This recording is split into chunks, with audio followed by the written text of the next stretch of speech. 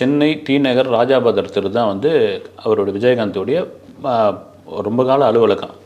அந்த அலுவலகத்தில் வந்து 24 மணி நேரம் அடுப்பு எரிஞ்சிக்கிட்டே இருக்கும். வடலூர் வள்ளலாருடைய அடுப்பு மாதிரி உண்மை இது வந்து.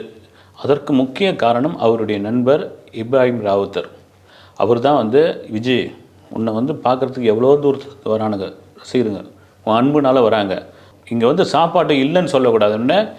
இப்போ கூட அந்த இடம் வந்து ரோகிணி ஹோட்டலாக இருக்குதுன்னு நினைக்கிறேன், அந்த ராஜாபதர் ஸ்ட்ரீட்டில். 24 ஹவர்ஸ் வந்து நீங்கள் அசிஸ்டன்ட் டைரக்டரு, சினிமாவில் உள்ள ஆட்கள் யார் வந்தாலும், அதுவும் என்னன்னா வாரத்தில் 3 நாள் 4 நாள் பார்த்திங்கன்னா நான்வெஜ் ராஜ விருந்து. அந்த அறிவு என்னடா இந்த ஆள் சம்பாதிக்கிறதுக்கு முழுக்க வந்து இதுக்குன்னே செலவு பண்ணுவாருன்ட்டு சீனியரே கேட்டார். என்ன விஜய், கிட்டத்தட்ட வந்து ஒரு 50 கிலோ கோழி எடுத்துன்னு வந்து போட்டுக்கிட்டு இருக்கீங்க, என்னென்ன வரவனுக்கு பூரா தயிர் சாத்து போட்டுருந்தா எப்படின்னா, ரெண்டாவது வரமாட்டான், ஒரு நாளைக்கு கோழி போடுவோம், ஒரு நாளைக்கு மட்டன் போடுவோம், அண்ணா போதும் அப்படின்னு சொல்கிறது சாப்பாடு மட்டும்தானே. நீங்கள் ஒரு பேக்கெட்டில் ஒரு 500 ரூபா வச்சிங்கன்னா இன்னொரு 500 ரூபா வைக்க வேணான்னு தான் தோணும். நீங்கள் வயிறு ரொம்ப படிச்சுன்னா அவனுக்கு வச்சிங்கன்னா வேணான்னு சொல்லிவிடுவான். அது மட்டும்தான் போடுவோண்ணே, நம்ம என்னென்னா இதில் போய் ஆகிட போகுது அப்படின்னு பார்த்தீங்கன்னா மூட்டையே அரிசி அடிக்க வச்சுருப்பாங்க அங்கே.